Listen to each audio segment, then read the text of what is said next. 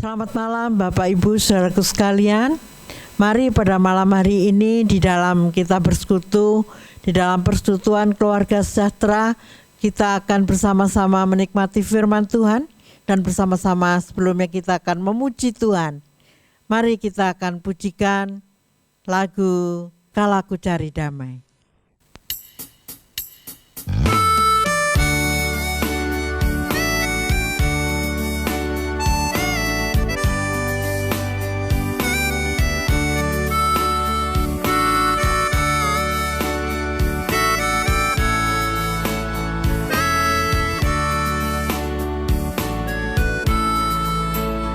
Kala ku cari damai, hanya ku dapat dalam Yesus.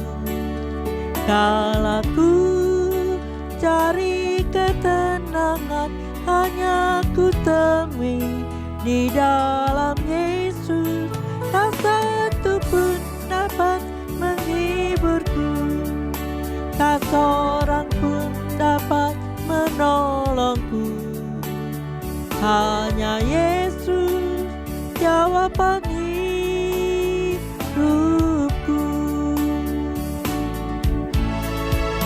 Bersama Dia hatiku damai, walau dalam lembah kekelaman.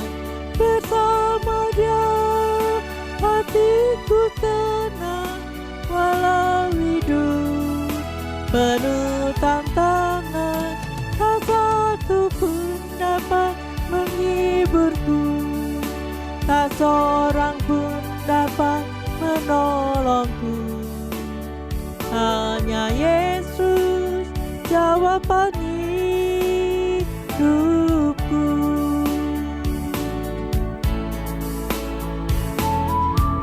Hanya Yesus jawaban di dalam hidup kita.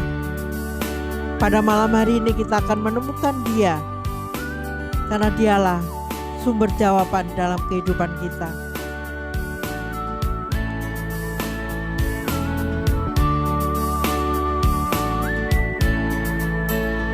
Kala ku cari damai, hanya ku dapat dalam Yesus.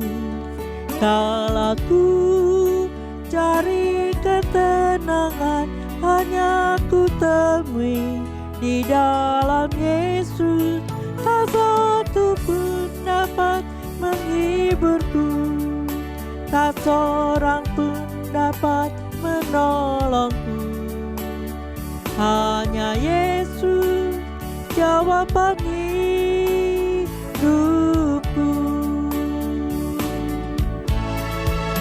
Bersama Dia hatiku damai, walau dalam lembah kekelaman. Bersama Dia hatiku tenang, walau hidup penuh tantangan. Tak satu pun dapat menghiburku, tak seorang pun dapat menolongku. Hanya Yesus jawaban hidupku. Bersama Dia hatiku damai, walau dalam lembah kekelaman. Bersama Dia hatiku tenang, walau hidup penuh tantangan. Tak satu pun dapat menghiburku, tak seorang pun dapat menolongku. Hanya Yesus jawaban hidupku.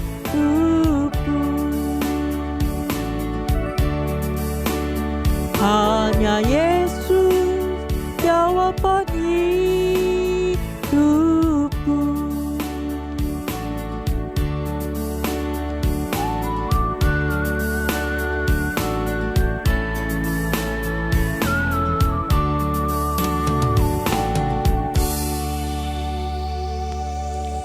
Puji Tuhan, sekarang tiba saatnya kita akan diisi oleh firman Tuhan. Dan kita akan siapkan hati kita. Kita naikkan satu pujian. Kurasakan kasih-Mu Tuhan.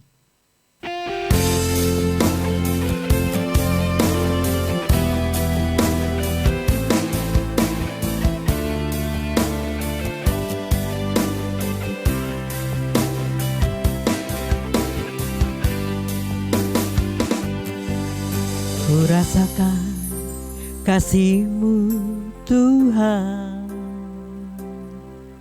kurasakan kuasa-Mu Tuhan, kurasakan kasih kuasa Roh Kudus, kurasakan kehadiran-Mu.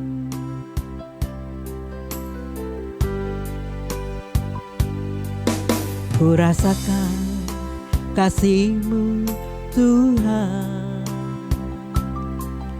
kurasakan kuasa-Mu Tuhan, kurasakan kasih kuasa Roh Kudus, kurasakan kehadiran-Mu.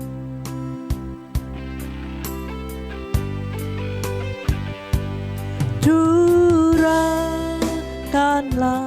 kuasa-Mu Tuhan, mujizat terjadi di tempat ini. Curahkanlah kuasa-Mu Tuhan, mujizat terjadi sekarang ini.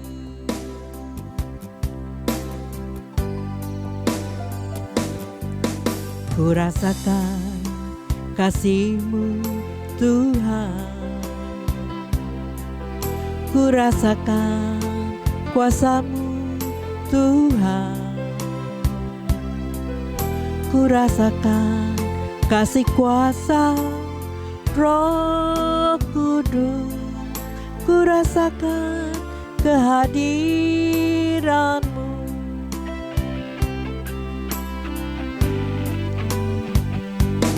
Curahkanlah kuasa-Mu Tuhan, mujizat terjadi di tempat ini. Curahkanlah kuasa-Mu Tuhan, mujizat terjadi sekarang ini. Curahkanlah kuasa-Mu Tuhan, mujizat terjadi di tempat ini. Curahkanlah kuasa-Mu Tuhan, mujizat terjadi sekarang ini. Mujizat terjadi sekarang ini. Mujizat terjadi sekarang ini.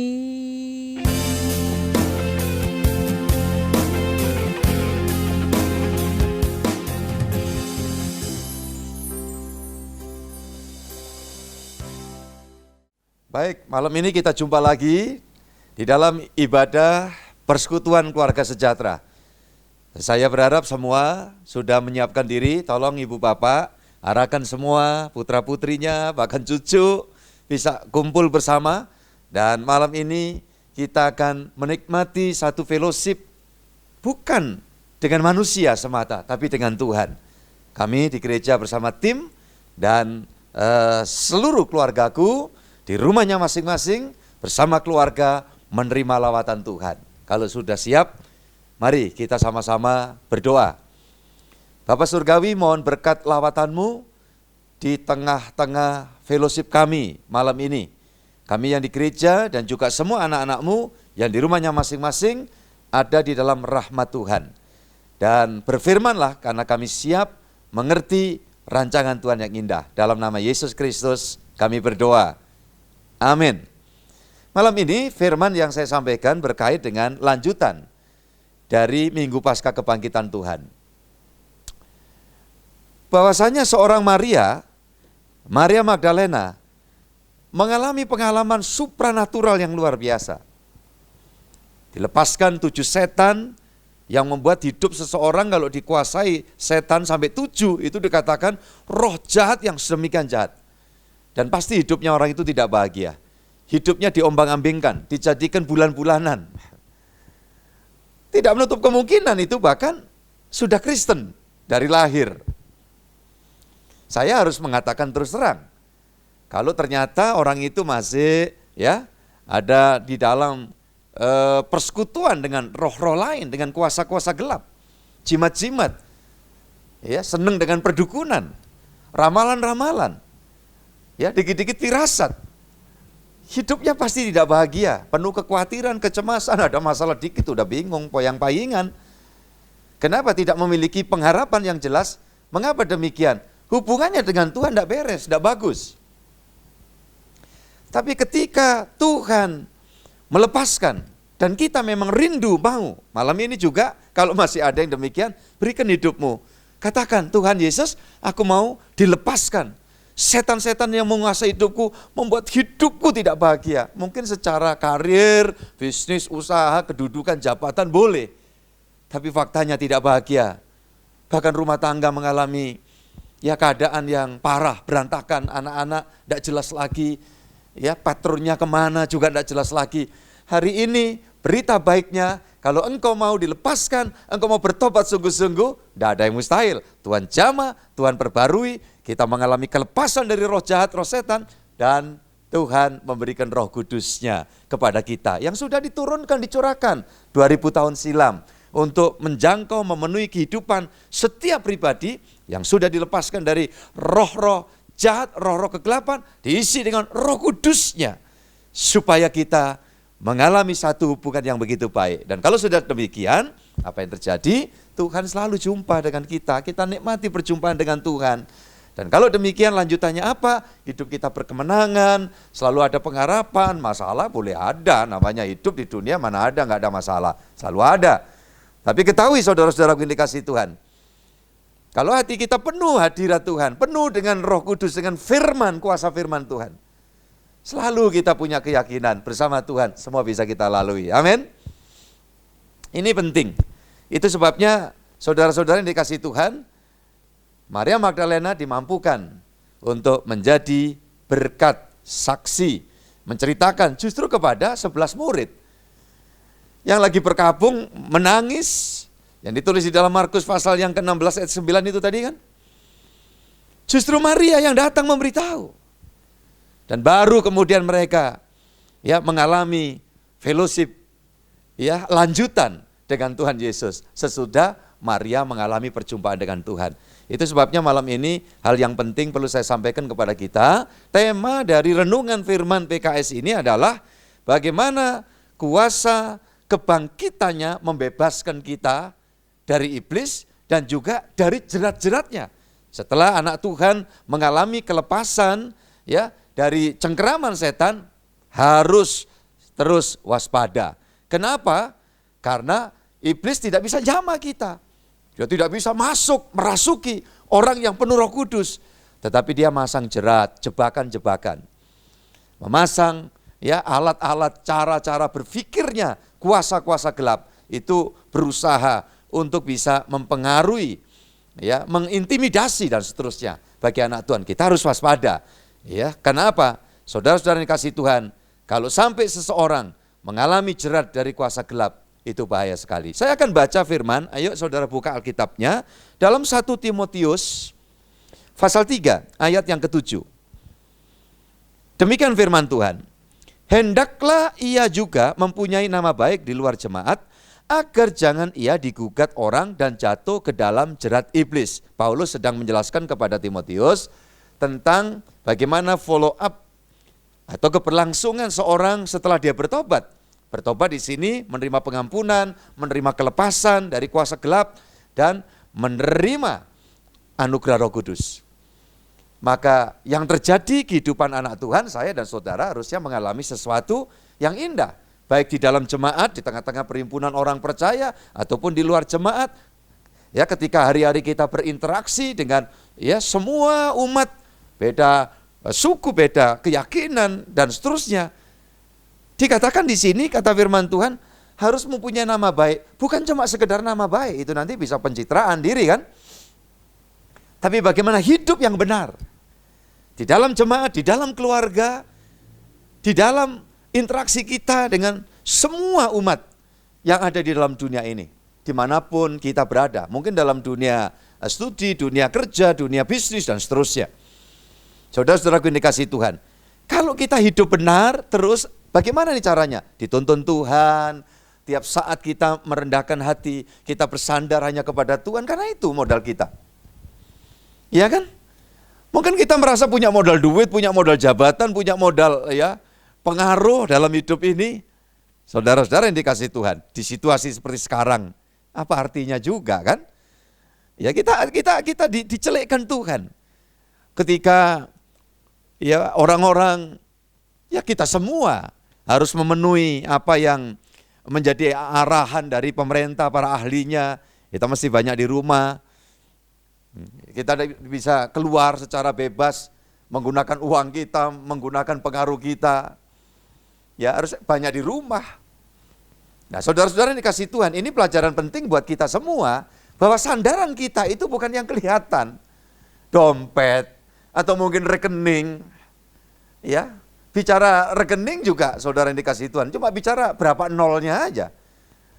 Dan kadang-kadang terjadi nol begitu musnah, begitu saja, tinggal beberapa nol.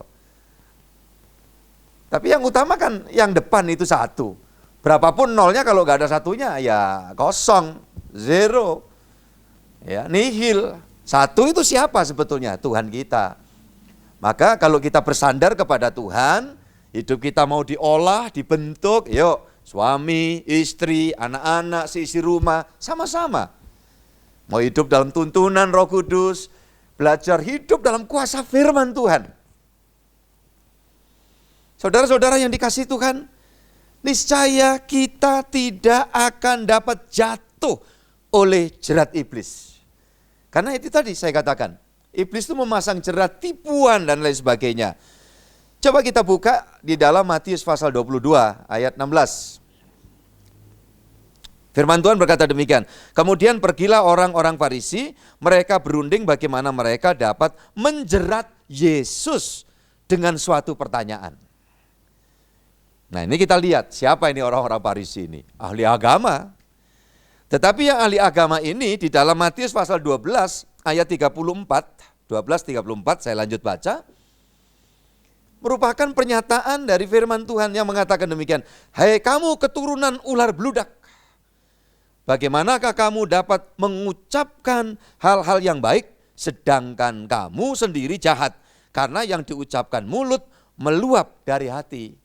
Tuhan memberikan teguran kepada orang Farisi, tadi yang di atas, di mana sekelompok orang Farisi, ini sangat ahli dalam bidang agama, tetapi hubungannya sama Tuhan tidak bagus. Dan apa yang terjadi? Selalu dalam hidupnya yang ditampilkan di dalam kitab suci, ya, membuat satu hal yang sifatnya kontra dengan Tuhan. Rancangan-rancangan Tuhan, maksud-maksud Tuhan selalu dikonter sama mereka ini. Ya, saudara-saudara yang di dalam kisah ini datang kepada Yesus, hendak menjerat Yesus dengan suatu pertanyaan. Yang kalau kita baca selanjutnya di dalam pasal 22 Injil Matius ini, mereka sedang bicara tentang perlukah kita membayar pajak kepada Kaisar. Nah, pada waktu itu orang Israel dalam konteksnya masih dijajah kerajaan Romawi. Nah ini kalau salah jawab, ya nggak karuan gitu loh. Dan apa yang terjadi? Ya kita semua tahu, Tuhan menjawab, tunjukkan kepadaku mata uang, koin. Ada gambar dan tulisan siapa? Dan akhirnya mereka semua menjawab gambar dan tulisan Kaisar. Tuhan Yesus berkata, jika demikian, persembahkan apa yang patut kamu persembahkan kepada Tuhan. Makanya anak Tuhan setelah ditebus, kita tahu belajar mengucap syukur, kita menerima rezeki, Tuhan pelihara kita, ya, kita datang membawa persembahan kepada Tuhan. Ya, saudaraku yang dikasih itu sekaligus itu merupakan langkah iman meyakini bahwa di depan Tuhan tidak akan pernah lupa menggenapi janjinya, memberi rezeki kepada kita sampai hari tua kita dijamin sama Tuhan, bahkan anak keturunan kita generasi ke generasi tidak akan pernah dibiarkan Tuhan sampai meminta-minta, kata firman Tuhan. Yang pertama, yang kedua, berikan pajak kepada kaisar. Apa yang patut kamu bayarkan. Makanya hal yang sederhana kita lakukan, kita ibadah di rumah melalui streaming online. Saudara-saudara yang dikasih Tuhan seperti ini karena kita tunduk, patuh kepada arahan pemerintah, kepada semua segenap masyarakat Indonesia. Banyak di rumah, ibadah di rumah, bukan melarang ibadah, tidak ada melarang ibadah, agama apapun tidak dilarang di negeri ini. Tetapi diarahkan sementara ibadahlah di rumah, sampai kita juga Paskahan juga di rumah kan. Puji Tuhan. Saudara-saudaraku yang dikasihi Tuhan, bagian penting dari kita tunduk, hormat, kita memberi rasa hormat kita kepada pemerintah. Toh kalau kita telusuri, apa yang menjadi arahan itu baik. Supaya jangan proses paparan virus-virus yang mematikan ini kemudian bisa leluasa menjangkiti banyak orang. Maka dengan cara kita banyak tinggal di rumah, tidak berinteraksi dengan banyak orang, ya kalau sehat kita juga yang untung, kita juga yang senang. Amin. Nah ini jawabannya. Maka ketika mereka orang-orang Farisi yang disebut keturunan ular beludak tidak menjebak Tuhan Yesus, tidak bisa. Tuhan Yesus itu hikmat Allah, hikmat surgawi. Dalam Yesaya saja waktu proses menjelang Natal disebutkan, dikatakan dia adalah penasihat ajaib. Mana ada yang bisa? Otak kita terlalu kecil, mau melawan Tuhan. Tidak bisa. Ya, jadi saudara-saudara yang dikasih Tuhan, dikatakan apa yang dilakukan orang Farisi tersirat di dalam Matius pasal 12 ayat 34, "Hei kamu keturunan ular beludak." Jadi nampaknya di sini bicara ular beludak, Alkitab kan bicara apa? Itu yang nemui Adam Hawa di Taman Eden, ular kan? Dan itu adalah gambaran iblis, setan. Maka sifat-sifat jahat seperti ini pasti sifat dari roh kegelapan. Ular itu, makanya disebut orang-orang Farisi ini, kamu keturunan ular beludak. Maka usahanya apa yang dia mau kerjakan? Menjerat, mau menjebak, mau menjatuhkan. Nah disinilah anak-anak Tuhan, kalau kita sudah dilepaskan dari kuasa gelap, kita harus waspada dari segala usaha jerat yang dilakukan oleh kuasa-kuasa kegelapan, oleh ular beludak itu. Lanjut ya saudara-saudara, kita buka Lukas 20 ayat 20. Lukas 20 ayat 20. Ahli-ahli Taurat dan imam-imam kepala mengamat-amati Yesus. Mereka menyuruh kepadanya mata-mata yang berlaku seolah-olah orang jujur. Supaya mereka dapat, apalagi tolong perhatikan. Di ayat Alkitab saudara apa ditulis? Dapat menjeratnya, huruf besar, nyanya Tuhan Yesus itu. Dengan suatu pertanyaan dan menyerahkannya kepada wewenang kuasa wali negeri. Maksudnya kalau sampai Tuhan Yesus salah jawab, kayak tadi umpamanya, bolehkah kita bayar pajak kepada kaisar? Lantas Tuhan, umpama, tapi itu tidak mungkin, itu umpama. Ya, tidak usah ngapain, itu kaisarnya kan kaisar penjajah. Yang terjadi, proses penyalipan lebih awal. Tidak bisa demikian, karena semua waktu itu dalam kontrol dan kendalinya Tuhan. Makanya hidupku, hidupmu, itu semua dalam kontrol kendalinya Tuhan. Dalam hidup ini, waktu kita senang, kita bersyukur, hati-hati, waspada. Waktu kita susah, hari-hari ini mungkin sedang menghadapi pergumulan hidup, tetap yakin ini masa menabur. Dalam kesulitan itu masa menabur. Waktu kita mendapatkan semua lancar, itu justru ujian. Kita mesti waspada. Sebab kalau enggak kita akan kena jerat. Dalam suasana hidup yang saat ini mungkin ada di antara saudara yang sedang mendengarkan firman Tuhan, memperhatikan firman Tuhan ini, sedang mengalami kesulitan, pergumulan, tetap rendahkan hati, belajar mengucap syukur, tidak maiduh nyalakan Tuhan, jangan underestimate sama Tuhan, yakin semua dalam kontrol Tuhan, waktu itu ada di dalam kekuasaan Tuhan. Pasti oleh karena kita sandar kepada Tuhan, kita bisa melewati semuanya. Amin. Dan pada saatnya Tuhan akan memberikan tuaian, panenan. Kalau hari-hari ini kita anggap suatu pergumulan itu adalah saat menabur. Tenang. Tuhan tidak tidur. Tuhan bisa melakukan yang terbaik buat kita semua. Yang percaya katakan amin. Salaman kiri kanan katakan, Tuhan tidak tidur, Dia bisa melakukan yang terbaik buat kita semua pada waktunya. Puji Tuhan. Saudara-saudara yang dikasihi Tuhan, itu sebabnya kita lihat di sini. Ini orang Farisi, ahli Taurat, sama itu setali 3 uang. Ya, apa yang dikerjakan, dilakukan ini sampai mengirim mata-mata. Ya, seolah-olah orang jujur. Orang kalau sudah ngikuti pendapat, ya, konsep berpikir dari kuasa gelap, tidak akan pernah bisa jujur. Hanya seolah-olah jujur, omong kosong saja. Ya, saudara-saudara, lanjutan kita lihat juga ini. Kisah Rasul pasal 8 ayat 23. Ini pada eranya Rasul Paulus. Ketika dia memberikan pelayanan, dia menemukan orang-orang yang sama sebetulnya ini, keturunan ular beludak. Di satu tempat wilayah yang berbeda. Ya, Kisah Rasul 8 ayat 23. Sebab kulihat bahwa hatimu telah seperti empedu yang pahit dan terjerat dalam kejahatan. Ini jerat jebakan yang dipasang oleh kuasa gelap. Ketika hamba Tuhan menemui ada orang-orang yang niatnya jahat, dia ingin meraup keberhasilan dengan cara-cara ya sihirnya segala macam. Ya, saudara-saudara yang dikasihi Tuhan, sampai satu cerita di dalam kisah ini membawa sejumlah uang dan menghadapkan kepada hamba Tuhan dan berkata, berikan kuasa itu, mau beli kuasa Tuhan, supaya aku bisa melakukan seperti engkau, supaya aku lebih hebat lagi, lebih sakti lagi dari yang sudah-sudah. Di dalam orang yang punya prinsip seperti ini, Paulus mengatakan, dan segan-segan, ya, di dalam hatimu itu ya ada empedu yang pahit, terjerat dalam kejahatan. Orang kalau sudah dikuasai oleh nafsu liar, ya, saudara-saudara yang dikasihi Tuhan, bahaya sekali. Coba mau menghalalkan semua cara. Kuasa Tuhan Yesus itu ada. Dan dia berikan kepada setiap anak Tuhan. Tidak terkecuali siapapun. Engkau yang paling senior, tua. Ibu bapak, engkong, emak, opa yang hari ini sedang menyaksikan berita firman. Tapi juga sampai orang muda yang sungguh-sungguh hidup dalam firman. Mau belajar taat kepada Tuhan. Sampai anak kecil, ini cucu-cucuku yang mau belajar sungguh-sungguh hidup memuliakan Tuhan, belajar ngikuti taat sama firman Tuhan. Dilengkapi dengan kuasa Tuhan. Kuasa Tuhan itu ada. Makanya ketika kita mendengar dari sana sini ya kabar, berita, info, macam-macam dan membuat banyak orang jadi khawatir, cemas, panik. Anak Tuhan, saya sampaikan berita firman Tuhan. Jangan ikut-ikutan panik. Kita mengikuti semua prosedur, aturan, SOP. Bagaimana hidup sehat, kita kerjakan. Itu baik. Tetapi selanjutnya, biar kekuasaan Tuhan yang menaungi kita. Hidup ini, mati kita, hidup kita, Tuhan yang menentukan.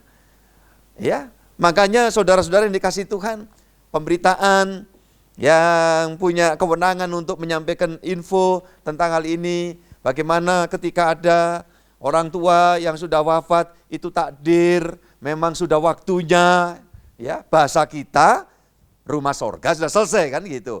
Makanya hendaknya warga semua memperlakukan juga dengan baik, menghargai, tidak perlu takut yang berlebihan. Toh semua prosedur sampai orang yang meninggal karena virus itu ditangani ya secara konkret mengikuti protokol, prosedur yang ada. Orang kesehatan yang melaksanakan semua. Jadi saudara-saudara yang dikasihi Tuhan, kesimpulannya apa di situ tadi? Hidup manusia itu ada dalam kekuasaan Tuhan. Puji Tuhan. Namanya orang meninggal, belum ada virus waktunya meninggal, ya meninggal. Ya. Orang percaya, orang beriman. Saudaraku yang dikasihi Tuhan, satu waktu tubuh juga ditinggal. Jadi kita ikuti prosedur yang baik. Kita ikuti. Kita ibadah di rumah, banyak kegiatan di rumah, belajar di rumah. Puji Tuhan, lakukan dengan baik. Tapi selebihnya, ya bahwa kehidupan kita itu ada dalam kekuasaan Tuhan. Asal hidup kita bersandar Tuhan. Ya hidup untuk Tuhan, sampai mati pun saya yakin dikatakan berbahagia orang yang mati dalam Tuhan. Tapi ya jangan dulu lah. Kalau masih ada waktu seperti Maria Magdalena bisa bersaksi, menceritakan kebaikan Tuhan, kemurahan Tuhan. Supaya banyak orang tujuannya apa? Dilepaskan dari apa? Cengkeraman kuasa gelap. Nah, untuk itu kita sendiri yang harus waspada. Dalam hal ini, jangan sampai di dalam kehidupan kita ini kebablasan.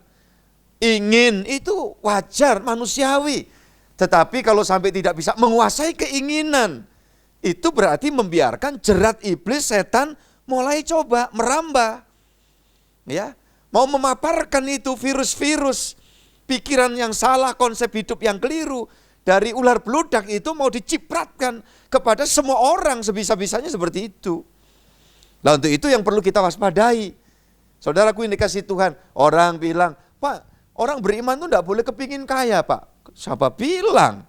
Ya, kepingin kaya boleh, bekerjanya yang benar, yang baik, yang jujur, yang berpikir bahwa kalau Tuhan melakukan itu semuanya pasti bisa.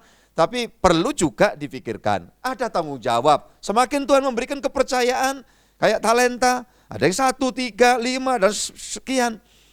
Semakin Tuhan memberikan tanggung jawab yang besar, kita juga bertanggung jawab itu dengan sungguh-sungguh. Sehingga semakin kita dipelihara, semakin kita diangkat harkat ya kehidupan kita, semakin kita memuliakan Tuhan, semakin rendah hati, semakin mengasihi keluarga. Benar kan? Bukan alasannya saya pergi merantau cari kekayaan untuk keluarga. Justru berapa banyak yang kemudian lupa sama keluarga. Coba ingat. Nah, kalau seperti itu berarti tidak sehat, bahkan itu jahat di mata Tuhan. Jadi kalau orang ingin kaya, tidak masalah. Ya, saudaraku ini kasih kerja yang baik. Dan kalau memang wadah kita itu dianggap Tuhan mumpuni untuk kita dikasih lebih dari yang sudah-sudah, bagi Tuhan tidak ada yang mustahil. Amin. Apapun yang kita kerjakan, usahakan yang benar-benar disiplin, tekun, jadi berkat memuliakan Tuhan. Puji Tuhan, kita baca firman Tuhan. Ini warning dari Tuhan. 1 Timotius pasal 6 ayat 9. Ini yang harus kita waspadai.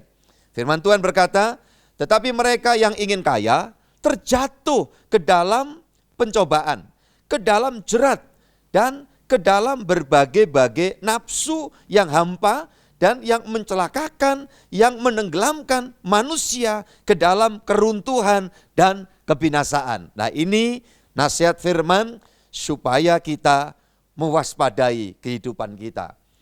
Ingin, tidak apa-apa, asal kerjanya benar. Bukan pekerjaan jahat, tidak masalah. Tapi kalau di sini keinginan yang sudah melampaui batas. Bahkan mulai, ya istilah umum itu, menghalalkan semua cara. Nah, itu masalah. Saudara-saudaraku yang dikasih Tuhan, dan apa yang terjadi? Ini jerat dari kuasa gelap. Jadi saudara-saudaraku yang dikasih Tuhan, saudara ingin, ya ada beberapa orang datang kepada saya, Pak Gembala tolong doakan supaya pangkat saya naik. Salahkah itu? Enggak. Loh, apa salahnya? Saya bilang, laksanakan tugas dengan baik. Ya, tingkatkan disiplin. Kerjakan yang manfaat. Tentu hormat kepada atasan, komandan. Saudaraku dikasih Tuhan, loyal. Namun juga bisa bekerja sama dengan seluruh ya kawan sekerja. Bisa bijaksana kepada bawahan. Itu permintaan yang tidak masalah. Bahkan ada orang yang minta, Pak Pendeta, Pak Gembala tolong doakan supaya bintang saya segera turun. Oh, saya bilang, tidak ada mustahil. Bahkan dari mimbar streaming ini, saya katakan, tidak lama lagi turun itu bintang. Puji Tuhan, dan Tuhan memberkati, tambah rendah hati. Sehingga Tuhan dimuliakan lewat semua ini. Kerjakan dengan sungguh-sungguh.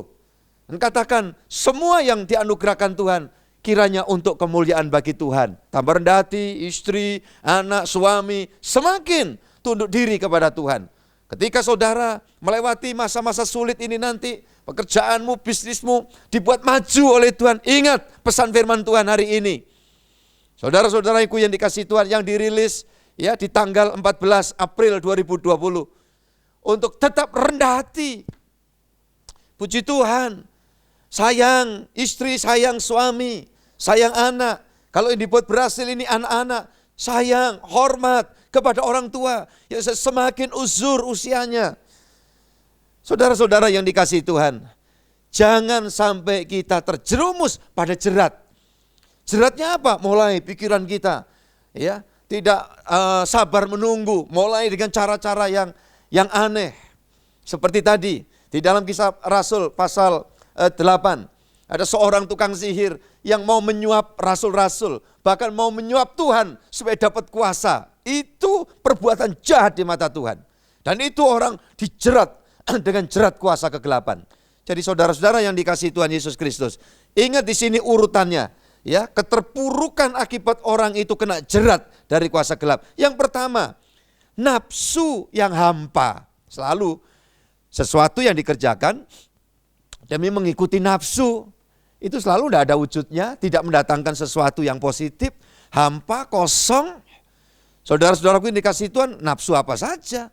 Kaitannya ya duit, posisi, kedudukan, ketenaran, bahkan mungkin hal yang pribadi, kaitannya ketidakberesan dalam kehidupan rumah tangga, perkawinan, ya, nafsu seks yang mungkin diobral sedemikian rupa. Dan justru semua itu akan mendatangkan apa? Mencelakakan, mendatangkan kecelakaan. Kecelakaan tidak dalam arti bentuk eksiden, barangkali tabrakan atau apa, tidak. Mencelakakan itu artinya membawa kepada satu keadaan yang tidak seperti yang kita harapkan dan dirancang sama Tuhan. Nah ini saudara-saudara yang dikasihi Tuhan, perlu saudara perhatikan ini. Nafsu yang hampa akan membawa kepada kecelakaan. Kecelakaan apa lagi? Rumah tangga berantakan. Iya kan?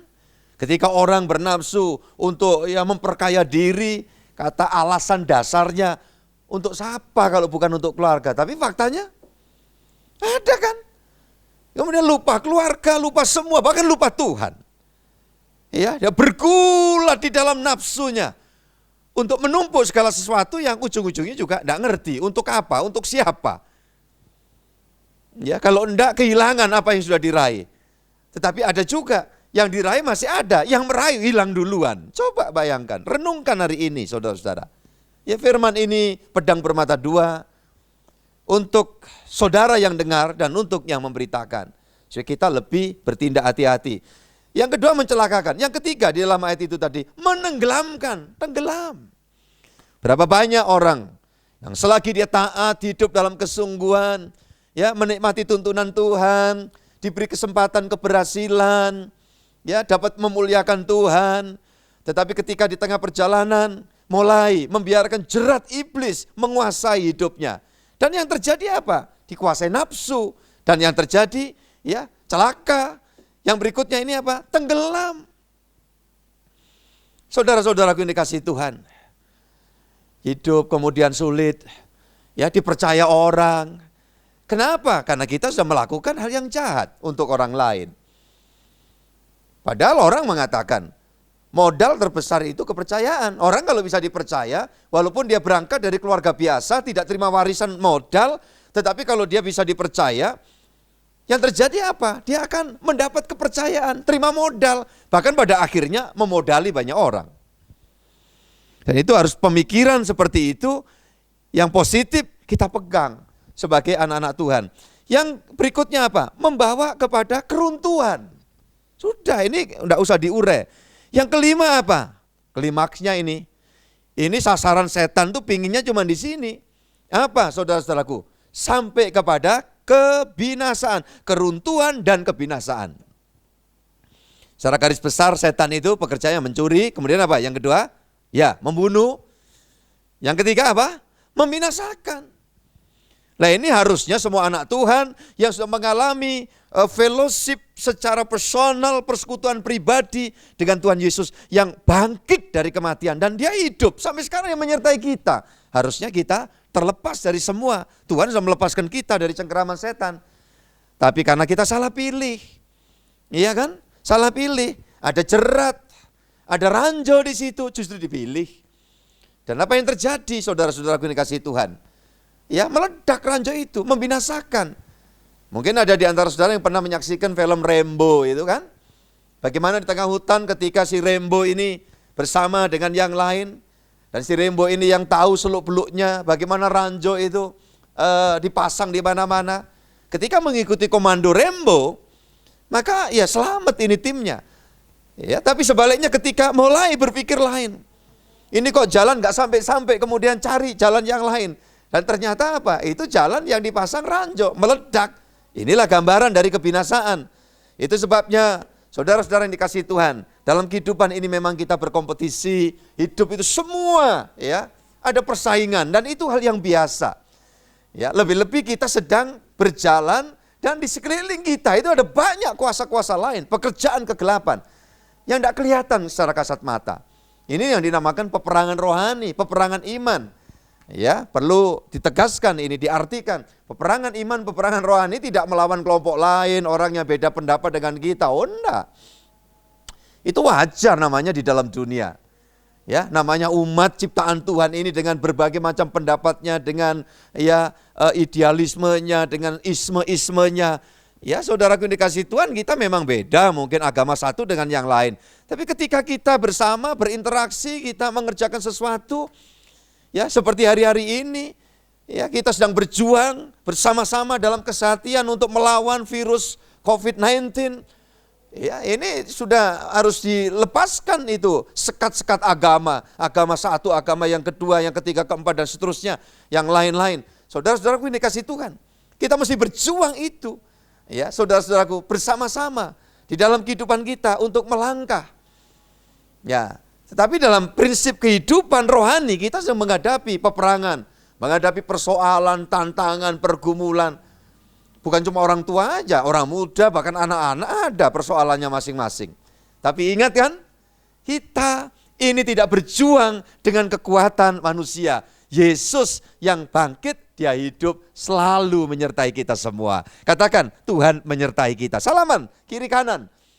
Puji Tuhan. Jadi saudara-saudara yang dikasihi Tuhan, ayat firman Tuhan saya bacakan dari 2 Korintus pasal 10 ayat 3 dan 4.